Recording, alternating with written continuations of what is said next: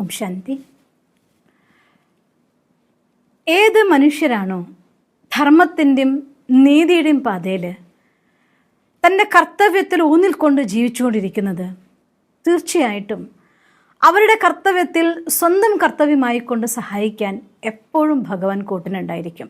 ഇന്ന് ഒരു കൊച്ചു കഥ നിങ്ങൾക്ക് വേണ്ടി ഞാൻ പറഞ്ഞു തരാണ്. ഒരു ഗ്രാമത്തിൽ ഒരു വൈദ്യർ ജീവിക്കുന്നുണ്ടായിരുന്നു. തലേദിവസം തന്നെ നാളെ എന്തൊക്കെ സാധനങ്ങൾ വേണം എന്നൊരു ലിസ്റ്റ് അദ്ദേഹത്തിൻ്റെ പത്നി അദ്ദേഹത്തിന് കൊടുക്കുമായിരുന്നു. ആ നിത്യവൃത്തിക്ക് വേണ്ടതായിട്ടുള്ള സാധനങ്ങൾ ലിസ്റ്റ് നോക്കുമ്പോൾ ഓരോ സാധനത്തിൻ്റെ മുന്നിലും അദ്ദേഹം അതിൻ്റെ വില എഴുതും. ഏറ്റവും അവസാനം കൂട്ടി എഴുതും, എനിക്കിന്ന് ഇത്ര പൈസയാണ് വേണ്ടത് എന്ന്. പിറ്റേ ദിവസം രാവിലെ അധികം വൈകാതെ തന്നെ വരുന്ന ആളുകൾ അദ്ദേഹം ആരോടും ഫീസ് ചോദിച്ചു വാങ്ങാറില്ലായിരുന്നു. വരുന്ന ആളുകൾ എന്തു കൊടുക്കുന്നുണ്ടോ അത് അദ്ദേഹം സ്വീകരിക്കുമായിരുന്നു. പക്ഷെ കണ്ടീഷൻ, അന്നന്നത്തെ നിത്യവൃത്തിക്ക് അദ്ദേഹം എഴുതി വെച്ച എമൗണ്ട് ആയിക്കഴിഞ്ഞാൽ ഒരു പൈസ പോലും അദ്ദേഹം പിന്നെ ആയിരുന്നു ഫീസ് വാങ്ങിക്കില്ല.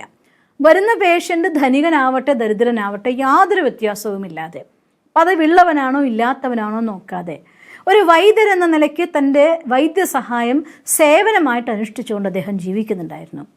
അങ്ങനെ കാലം കടന്നുപോയി. ഒരു ദിവസം അദ്ദേഹത്തിൻ്റെ പത്നി രാത്രി അദ്ദേഹത്തിൻ്റെ അടുത്ത് ലിസ്റ്റ് എഴുതി.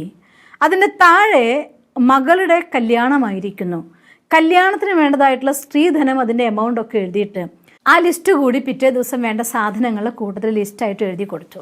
അദ്ദേഹം അത് വായിച്ചിട്ട് ലാസ്റ്റ് എമൗണ്ട് കണ്ടപ്പോൾ കണ്ണ് തള്ളിപ്പോയി. ഒരു മിനിറ്റ് കണ്ണിലിരുട്ട് കയറുന്ന പോലെ അദ്ദേഹത്തിന് ആദ്യം തോന്നി. പിന്നെ ബാക്കിയുള്ള എമൗണ്ടൊക്കെ എഴുതി അതിൻ്റെ താഴെ അടിവരയിട്ടു.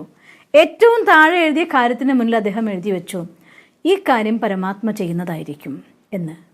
എന്നിട്ട് ആ ലിസ്റ്റ് അവിടെ പതിവ് പോലെ കമഴ്ത്തി വെച്ചു. അദ്ദേഹം വന്ന് ചികിത്സയ്ക്ക് വേണ്ടി പോയി. ചികിത്സിക്കാൻ പോയി. വന്ന പേഷ്യൻസൊക്കെ കൊടുത്ത പൈസ കൊണ്ട് പതിവ് പോലെ അദ്ദേഹത്തിന് വേണ്ടതായിരിക്കുന്ന എമൗണ്ട് ആയി കഴിഞ്ഞപ്പോൾ അദ്ദേഹം അന്ന് പിന്നെ വന്നൊരിടത്തുനിന്നായിരുന്നു പൈസ വാങ്ങിയില്ല. അന്ന് അധികം ആൾക്കാരുണ്ടായിരുന്നില്ല താനും. പക്ഷേ ആ വൈദ്യശാല പൂട്ടി പുറത്തിറങ്ങുന്നേക്കാൾ മുന്നേ ഒരു വലിയ കാറ് മുന്നിൽ വന്ന് നിന്നു. ആ കാറ് മുന്നിൽ വന്ന് നിന്ന ശേഷം അതിൽ ഒരാൾ, അത്യധികം ആർഭാടത്തുള്ള ഒരാൾ ഷോപ്പിലേക്ക് കയറി വരികയാണ്. കണ്ടതും പറഞ്ഞു, വൈദ്യജി അങ്ങക്ക് എന്നെ മനസ്സിലായിട്ടുണ്ടാവില്ല അല്ലേയാണ്. അദ്ദേഹം പകച്ചുപോയി. പറഞ്ഞു, മനസ്സിലായിട്ടില്ല, മരുന്നിനാണ് താങ്കൾ വന്നതെങ്കിൽ വരൂ, ഞാൻ പരിശോധിച്ച് മരുന്ന് തരാം. അതല്ല, താങ്കൾക്ക് മറ്റാരുടെയെങ്കിലും മരുന്നിന് വേണ്ടിയാണ് വന്നതെങ്കിൽ രോഗിയുടെ വിശേഷം പറയൂ, ഞാൻ മരുന്ന് തരാമെന്ന് പറയും. അപ്പോൾ ഇദ്ദേഹം പറഞ്ഞ, രണ്ടോ ആവശ്യത്തിനുമല്ല വന്നത്, എന്നെ അങ്ങ് ഓർക്കുന്നുണ്ടാവില്ല എന്ന് എനിക്കറിയാം. വർഷങ്ങൾക്ക് മുന്നേ ഒരിക്കൽ ഇതുപോലെ ഈ ഒരു ഉച്ച നേരത്ത് ഇവിടെ വെച്ച് എൻ്റെ കാറ് കേടായി. കാറ് കേടായിട്ട് നന്നാക്കാൻ വേണ്ടി ഡ്രൈവർ സമയം എടുത്തുകൊണ്ടേയിരുന്നു. പൊരി വെയിലത്ത് നിൽക്കാൻ കഷ്ടപ്പെടുന്ന എന്നെ കണ്ടപ്പോൾ അങ്ങ് വിളിച്ചു പറഞ്ഞു, ഈ വൈദ്യശാലയുടെ മുന്നിലതായിട്ടുള്ള കസേരയിലിരിക്കാൻ. അന്ന് ഞാൻ വന്നിരുന്നു. അങ്ങനെ കൂടെ ഒരു കൊച്ചു കുട്ടി ഉണ്ടായിരുന്നു അന്ന്. ആ കുട്ടി അങ്ങയുടെ മകളാണെന്ന് എനിക്ക് മനസ്സിലായി. വീട്ടിൽ പോകാൻ വേണ്ടി വിശക്കുന്നു, പോവാമെന്ന് കുട്ടി വാശി പിടിക്കുമ്പോൾ ഇദ്ദേഹത്തിൻ്റെ കാറ് റെഡിയായിട്ട് പോട്ടെ മോളെ, എന്നിട്ട് പോവാമെന്ന് പറഞ്ഞുകൊണ്ട് അങ്ങ് വൈകിപ്പിച്ചുകൊണ്ടേയിരുന്നു.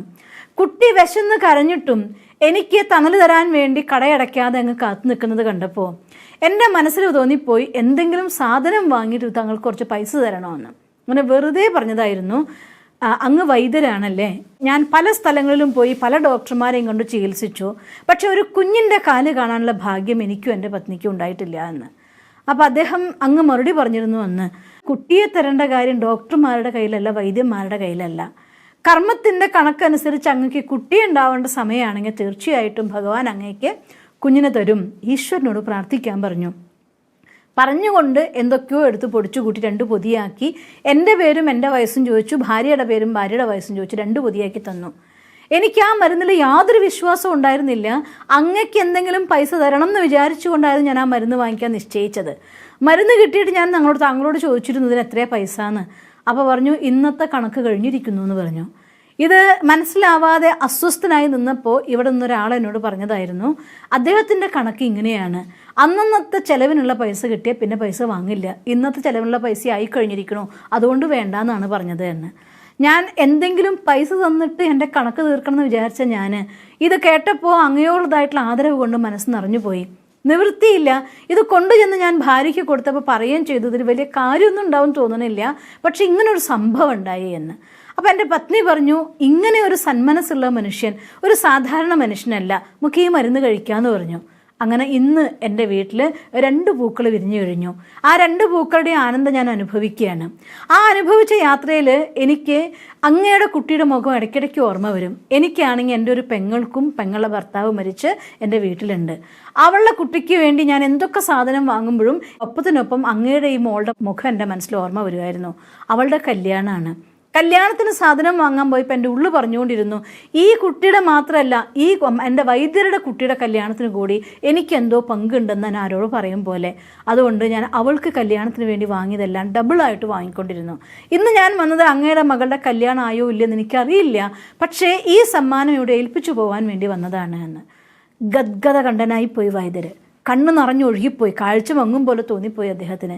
എന്നിട്ട് പറഞ്ഞു, പരമാത്മാവ് ഇത്തരത്തിലും തൻ്റെ കർത്തവ്യം ചെയ്യുമല്ലേ എന്ന്.